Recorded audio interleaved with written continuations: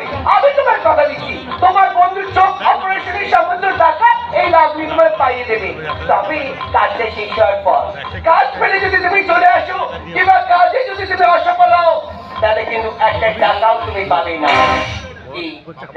বন্ধু, আমি আলোর সন্ধান পাবো তো? যেদিন আমি চোখে দেখতে পাবো সেদিন প্রথম যেন আমি তোকেই দেখতে পাই বন্ধু।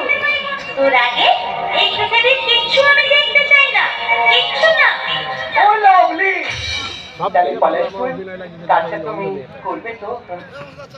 হ্যাঁ হ্যাঁ, কালকায় মনে থাকবে না। আমি করবো। শুধু আমায় বলুন আমায় কি করতে হবে। ও লাভলি, তাই শোনো,